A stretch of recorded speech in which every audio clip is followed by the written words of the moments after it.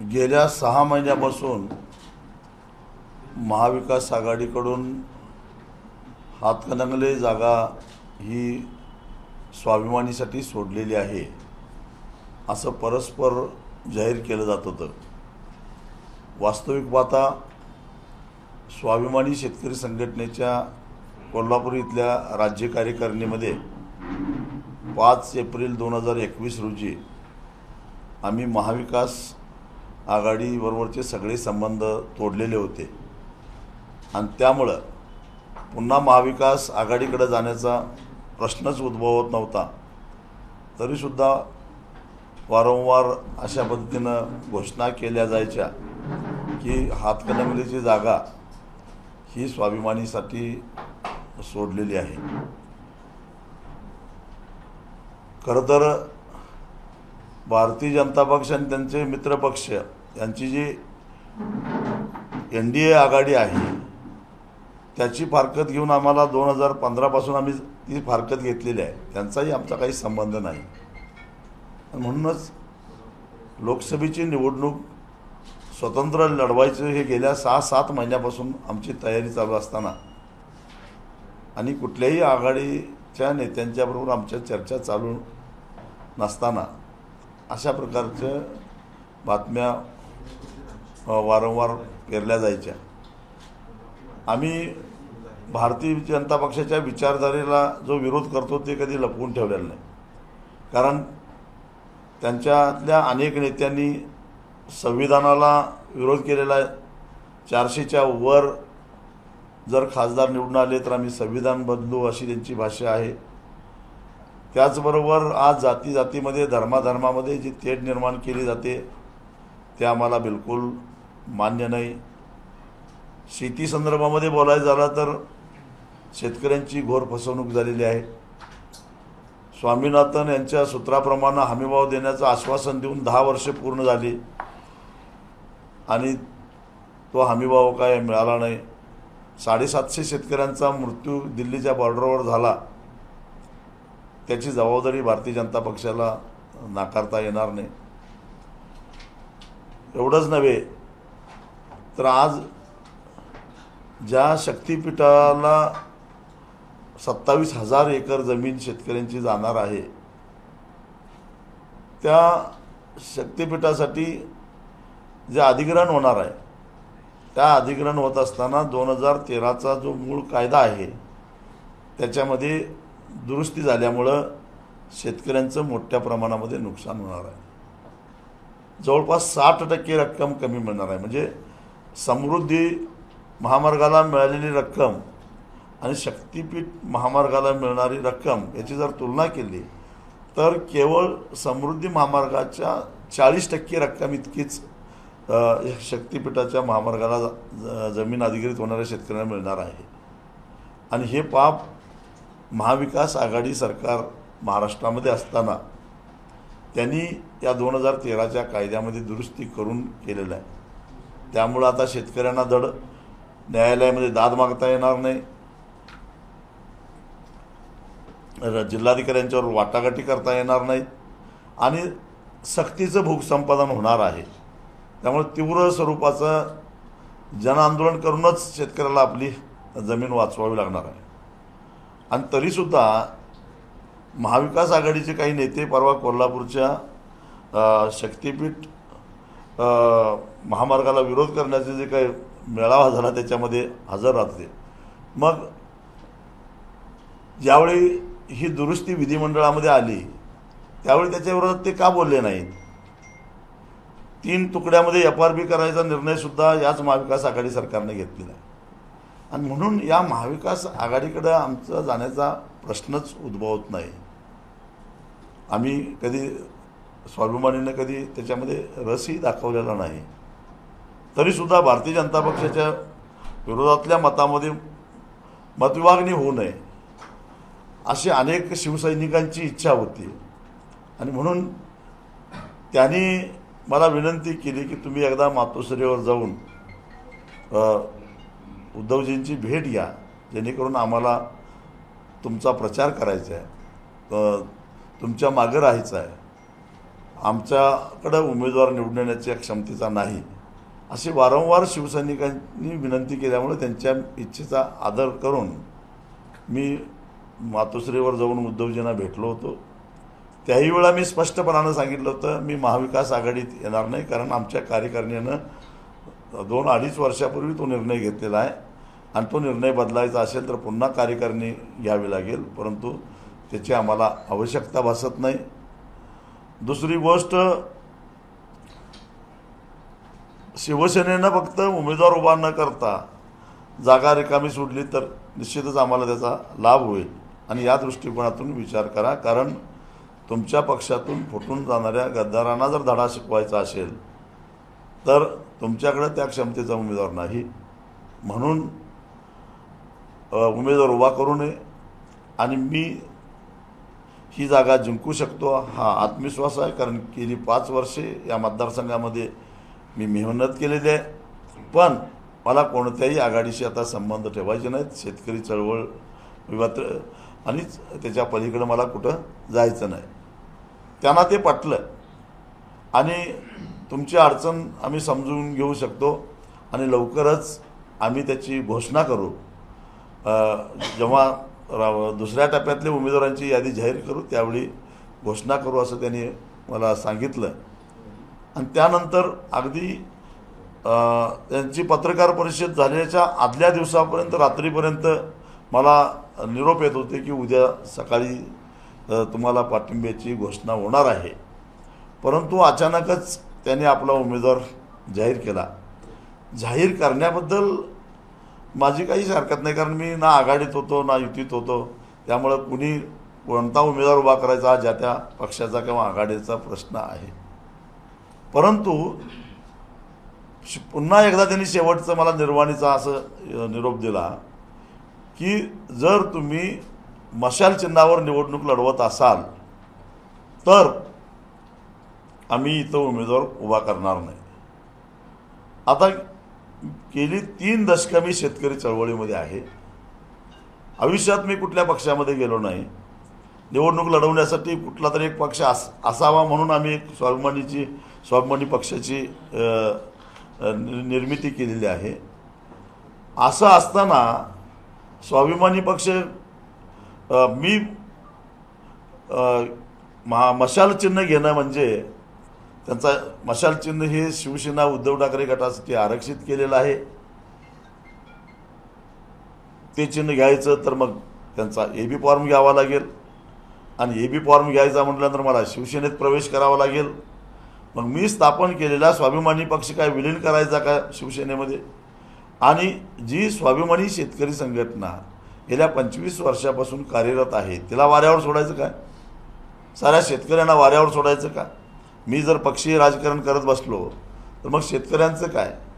आणि त्यामुळं मी त्यांना माझ्या सहकाऱ्यांचा सल्लाही न घेता स्पष्टपणानं सांगून टाकलं की हे माझ्याकडून तरी होणं शक्य नाही आणि मी मशाल चिन्ह घेणार नाही. मग त्यांनी त्यांचा उमेदवार जाहीर केला. त्याच्याबद्दल माझी काय हरकत नाही. परंतु नेमकं काय घडलं, अनेकांना असं वाटतं की एक चिन्ह तर घ्यायचं होतं, तुम्हाला कुठलं तरी चिन्ह घ्यावंच लागणार होतं, मग तुम्ही मशाल चिन्ह का घेतलं नाही असं मला विचारतात. म्हणून मी हा खुलासा करतोय की मशाल चिन्ह घेणं याचा अर्थ शिवसेना उद्धव ठाकरे गट या पक्षात प्रवेश करणं आहे आणि ते मी कदापि करणार नाही. त्यासाठी शेतकऱ्यांना वाऱ्यावर सोडणार नाही आणि संघटनेलाही वाऱ्यावर सोडणार नाही. कारण मला अशा पद्धतीनं सोयीचं आणि खात्रीचं राजकारण करायचं असतं तर 2004 साली पहिल्यांदा मी निवडून आलो आणि आमदार झालो. त्याचवेळी कुठल्या तरी मोठ्या राष्ट्रीय पक्षात प्रवेश केला असता आणि मी माझं करिअर स्थिरस्थावर केलं असतं. पण मी चळवळीसाठी निवडणुका लढवतो, शेतकऱ्यांच्यासाठी निवडणुका लढवतो, त्याच्या पलीकडं मला कुठेही जाण्यामध्ये रस नाही. खरं तर आदल्या दिवशी रात्रीपर्यंत चर्चा सुरू होती, म्हणजे काय झालं की अचानकच उमेदवार बदलण्यात आला मला माहिती नाही आणि मी विचारणारही नाही. उलट त्यांच्याकडून मला निमंत्रण आलं म्हणून त्यांना मी जाऊन भेटलो. त्यांची अशी इच्छा होती की पाठिंबा द्यायचाच आहे तर मग एक वेळा त्यांनी मातोश्रीपर्यंत आलं पाहिजे. ठीक आहे म्हटलं, शेवटी उमेदवाराला मत मागण्यासाठी अनेकांचे उंबरटे झिजवावे लागतात म्हणून मी गेलो. परंतु अशी शेवटच्या क्षणी अशी अट घातल्यानंतर मी नकार दिला. कारखानदारांनी आहे. हो, आता जर चित्र बघितलं तर माझ्या विरोधातले जे उमेदवार आहेत महाविकास आघाडीचे सत्यजित पाटील सरुडकर, त्यांचे वडील गेली 20 वर्ष सांगली जिल्ह्यातील विश्वास सहकारी साखर कारखान्याचे व्हाईस चेअरमन आहेत. आणि या सगळे कारखानदार आज त्यांच्या पाठीमागे पूर्ण ताकदीनं उभे राहिलेले आहेत. तेव्हा हे कारखानदार विरुद्ध शेतकरी असाच ही लढाई आहे. की आता चौरंगी लढत आहे तुमच्या मतदारसंघात, कसं पाहता की आत्मविश्वास जास्त झालेला आहे की काही कमी झालेला आहे? कारण विभागणी मतांची आहे ती मोठ्या प्रमाणावरती होणार आहे, कसं पाहता येईल? शेतकऱ्यांची मतं कशी आहेत तुम्हाला माहिती आहे, ते जरासुद्धा विचलित होत नाहीत हे तुम्हाला माहिती आहे. त्यामुळे मला चिंता करायचं काही कारणच काय. उद्धव ठाकरेंनी तुम्हाला फसवलं असं म्हणायचं आहे का? कारण आधीपर्यंत चर्चा जी आहे ती पाठिंबा देईल असं अचानक मशाल चिन्हाचा एक मुद्दा ते समोर शब्द ठरवलं का? फसवलं असं मी म्हणणार नाही, परंतु शब्द फिरवला असं म्हणता येईल.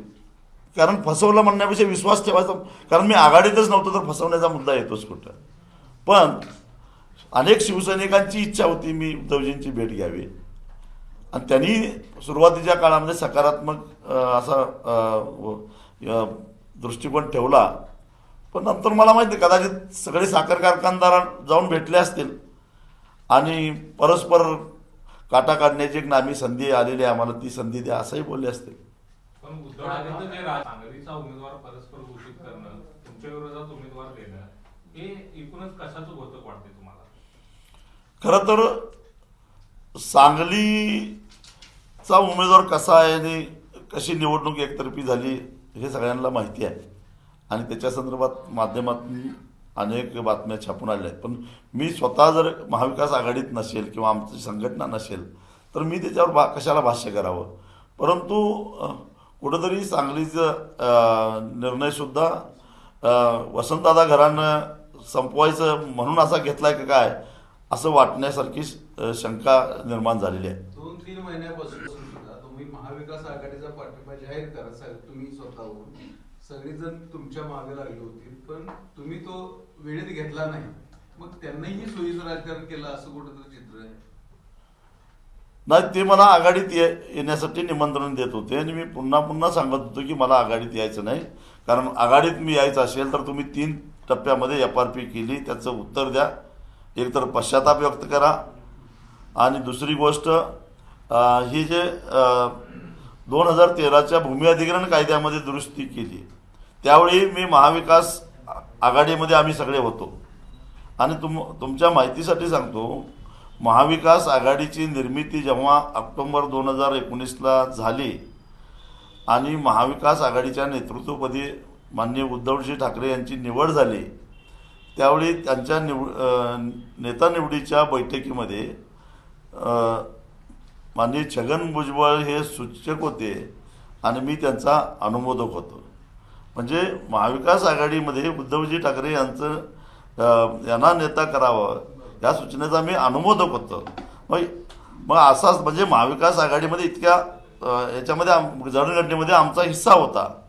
असा असताना इतके 2 महत्त्वाचे निर्णय महाविकास आघाडी सरकार जेव्हा घेत होतं तेव्हा आमच्यावर चर्चा करायची तरी तयारी दाखवली पाहिजे. परस्पर वृत्तपत्रातून छापून आल्यानंतर मग आम्हाला कळतं की FRPचे 3 तुकडे झालेले आहेत आणि भूमी अधिग्रहण कायद्यामध्ये घाई गडबडीमध्ये दुरुस्ती झालेली आहे. अत्यंत दुर्दैवाची गोष्ट म्हणजे हा आजपर्यंतचा भूमी अधिग्रहणाच्या संदर्भातला सगळ्यात सर्वोत्तम कायदा कुठला असेल तर तो 2013चा, जो तत्कालीन ग्रामीण विकास मंत्री जयराम रमेश यांनी सभागृहात मांडला होता. मी स्वतः त्याच्यामध्ये अनेक सूचना दिलेल्या होत्या, त्या त्यांनी स्वीकारल्या होत्या आणि रात्री 1:30 वाजता तो आम्ही मंजूर केलेला होता. त्याच कायद्यामध्ये दुरुस्ती काँग्रेसच्याच महसूल मंत्री बाळासाहेब थोरात ही दुरुस्ती आणतात आणि विधिमंडळामध्ये ती दुरुस्ती करून घेतात. ही अत्यंत दुर्दैवाची गोष्ट आहे.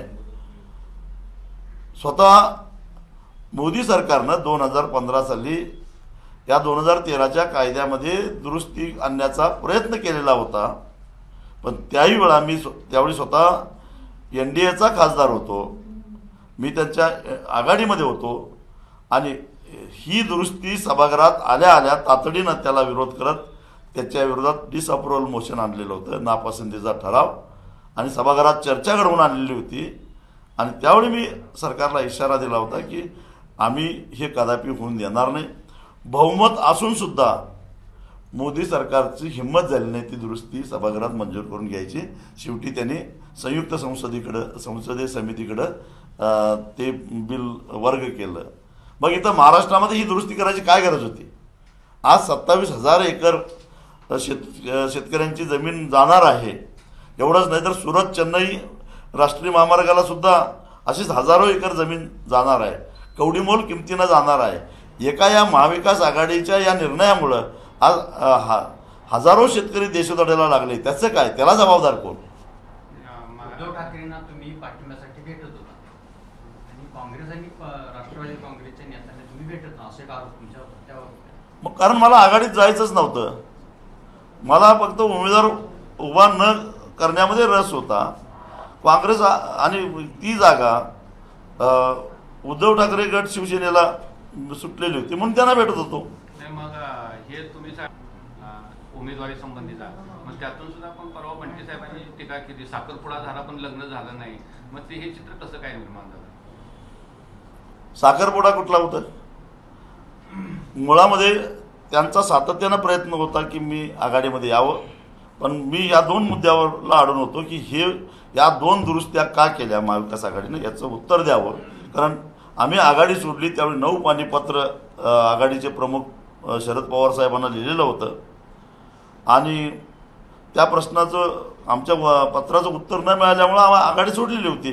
आणि आम्ही आघाडी सोडली काय आणि परत का जॉईन झालो ह्याचं उत्तर आम्हाला शेतकऱ्यांना द्यावं लागलं असतं आणि म्हणून आम्हाला रस नव्हता आघाडीमध्ये सामील होण्यात. असं म्हणत होतं की तुम्ही मतं हवे पण तुम्ही आघाडीत येणार नाही, तुम्ही उद्धव बघा दोघांचा इथं फक्त शिवसेना पक्ष आणि स्वाभिमानी संघटना आहे यांच्या इंटरेस्टचा भाग होता. त्यांना त्यांच्या पक्षातून फुटून गेलेल्या खासदारांना पराभूत करायचं होतं आणि मला निवडून यायचं होतं. समान उद्देशाचे 2 लोक एकत्र येऊ शकतात आणि त्या न्यायानं मी भेटलो. यात दुसरं काय बाकीच्यांचा संबंध. असं निर्माण केलं जातं की आता राजू शेट्टी साखर कारखानदार करी असं म्हणून सहानुभूती मिळवतात, असं आता एक चित्र रंगवलं जाते. सहानुभूती मिळवायचं कारणच काय? सगळे साखर कारखानदार आहेत कुठं सांगा ना मला. आणि जे नाहीत तेही छुपे आहेत हेही मला माहिती आहे. त्यांनी जाहीर करावं आम्ही त्या उमेदवाराच्या बाजूला नाही म्हणून साखर कारखानदारांनी. राजू शेट्टी मशाल चिन्हावरची चळवळ आणि पक्ष राखता आला असता असं संजय राऊत म्हणतात. कसं? आपली संघटना संजय राऊत स्वाभिमानी शेतकरी संघटनेत येतील आणि शिवसेनेचं काम करत राहतील.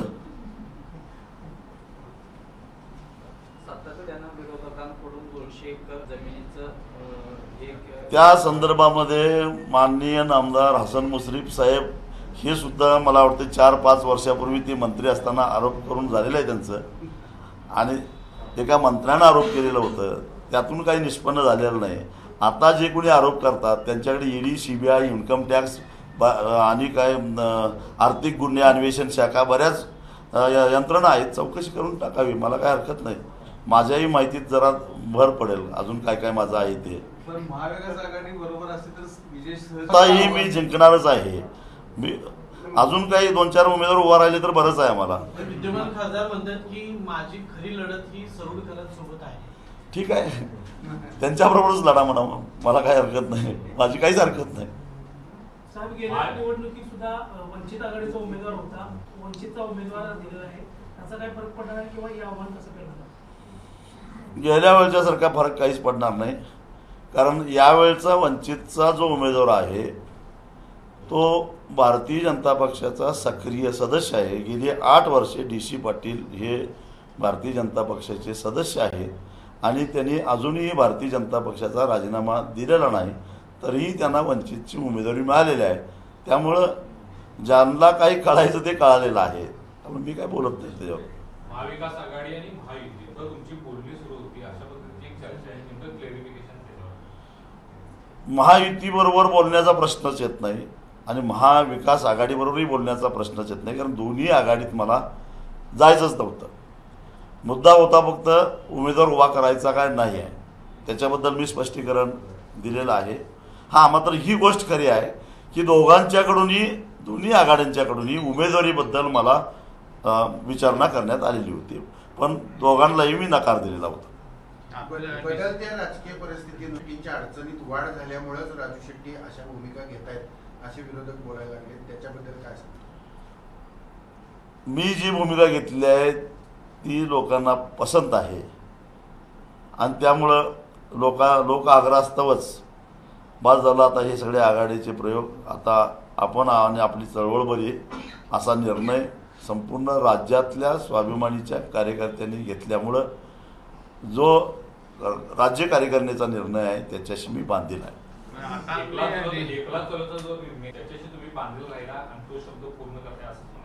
हो, नक्कीच. कारण बरं, हा आत्ता नाही घेतलेला, प्राप्त परिस्थिती बघून नाही घेतलेला, हा 5 एप्रिल 2021 रोजी घेतलेला. त्यावेळी तर महाविकास आघाडीचं सरकार होतं. पुढं नेमकी राजकीय परिस्थिती त्याच्यानंतर किती उलतापालती झाल्या, परंतु आम्ही त्यावेळी घेतलेल्या निर्णयाशी बांधील आहोत. आता डीसी पाटलांच्याबद्दल तुम्ही सगळं सांगितलं, सुद्धा वंचित भाजपची बी टीम म्हणून काम करते अशी टीका होत होती, आता पण तशी टीका होते का? म्हणजे आता मला कुणावर काही टीका करायची नाही. मी आता मतदारांच्या समोर जाऊन मी माझी भूमिका सांगायला लागलेलो आहे. माझ्या मतदारसंघात शहरी भागसुद्धा आहे.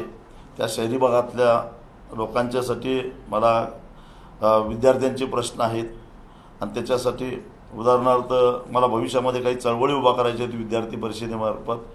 कारण बघा, मग नुकतीच जी आकडेवारी जी आली त्यातून गेल्या 10 वर्षामध्ये कॉर्पोरेट सेक्टरनं 14,56,000 कोटी रुपयाची कर्ज राईटअप करून घेतली.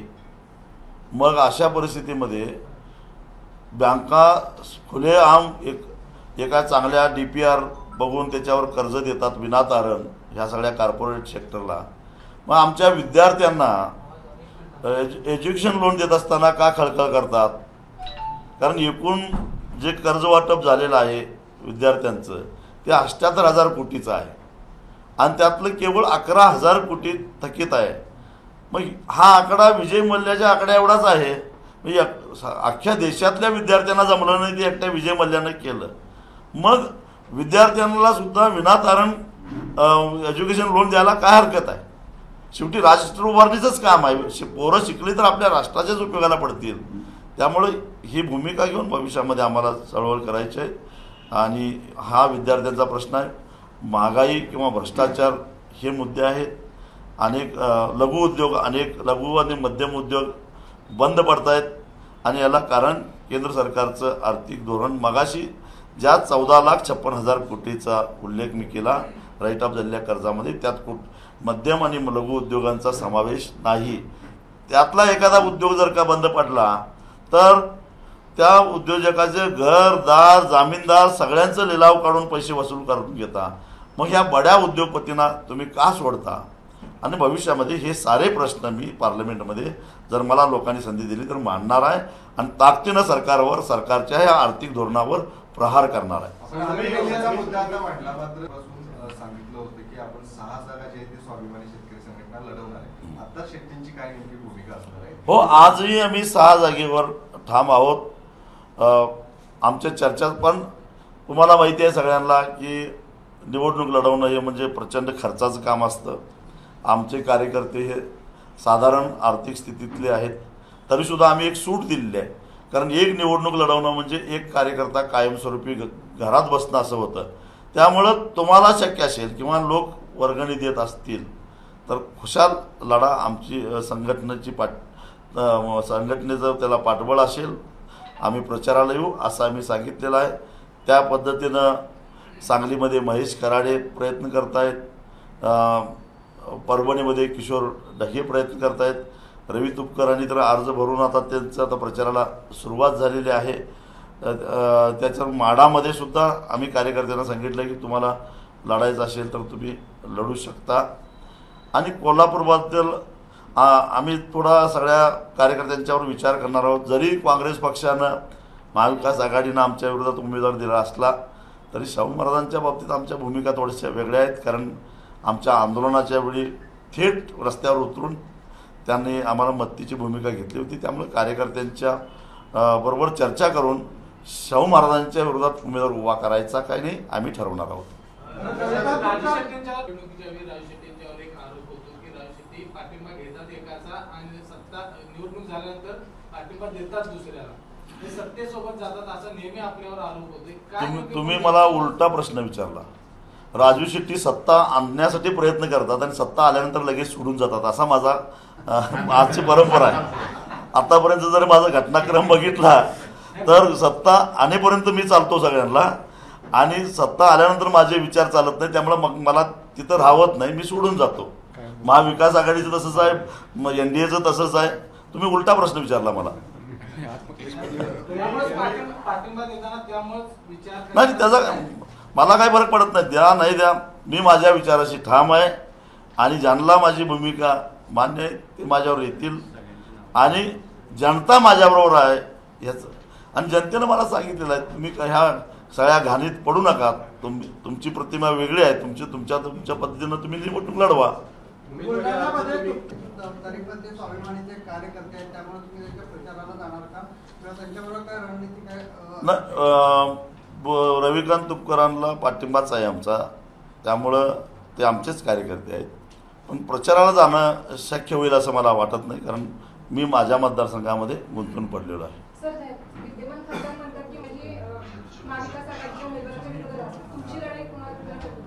नाही, त्यांची लढाई नेमकी कुणाबरोबर आहे मला माहित नाही, वंचित बरोबर सुद्धा असू शकेल, पण मी मात्र जनतेसमोर जायला लागलोय आणि मग माझी भूमिका पटवायला लागलोय. उमेदवारी अर्ज कधी बनणार आहे, काही राष्ट्रीय उपस्थित असणार आहे? मी 15 एप्रिलला उमेदवारी अर्ज भरणार आहे आणि बैलगाडीतून जाऊन भरणार आहे. मी सांगेन, खरं तर उन्हाळ्याचे दिवस आहेत, कोण येतं, कोण आले तरी येतील, पण अजून मी तसं कुणाबरोबर बोललो नाही. कालच आम्ही घोषणा केली आहे. शक्ती प्रदर्शन करतो, 4 लोक घ्यायचे आणि भरायचा अर्ज. नाही, योगेंद्र यादव नव्हते, वगैरे आले होते. तरीही भाजपनं 405चा नारा दिला आहे, त्यामध्ये काय तथ्य वाटतं? 4 जून नंतर बघूया किती येतात. आता मग तुम्ही सांगितलं तुम्हाला सत्तेत आणलं, त्याच्या आत बाहेर आता महायुती सरकार सत्तेवर येऊ किंवा NDA आघाडी सरकार येऊ, तुमची भूमिका काय राहणार आहे की तुम्ही? बघा, एकूण माझी जवळपास 15 वर्षाची संसदीय कारकीर्द आहे. 5 वर्षे विधानसभा आणि 10 वर्षे लोकसभा.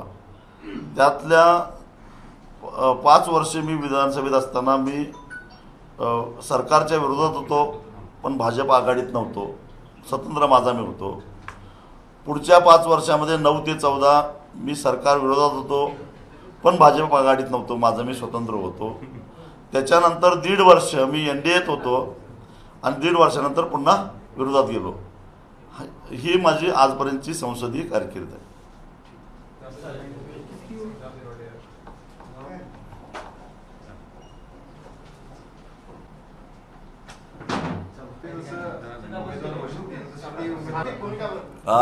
उद्धव ठाकरेंनी जशी ती नावं जाहीर केली तशी सगळी जाहीर केली म्हणायची नाव कुठले? 4 नावांची नाही, मी त्यांना स्वातंत्र्य दिलेलं आहे लढवाय. मी जी नावं सांगितली ती त्या कार्यकर्त्यांना स्वातंत्र्य दिलेलं आहे की तुम्हाला शक्य असेल तर लढा, नाही लढला तरी माझी काय हरकत नाही. इचलकरंजीच्या वारणा पाणी योजनेचे विरोधात अशी तुमची प्रतिमा केलेली आहे, तुमची नक्की काय भूमिका होती? मी इचलकरंजीला पिण्याच्या पाण्यासाठी कधीही विरोध केलेला नाही आहे. अगदी 5 वर्षापूर्वी सुद्धा दानोळीला पिण्याच्या पाण्याचं आरक्षण वेगळं असतं, त्याचा शेतीच्या पाण्यावर काही परिणाम होत नाही, तेव्हा पिण्याच्या पाण्याला विरोध करू नका हे सांगायला मी दानोळीला गेलेलो होतो. खरं तर असं सांगायला जाणारा एकमेव माणूस होतो, कारण तिथं जायचं कोणाचं धाडच नव्हतं.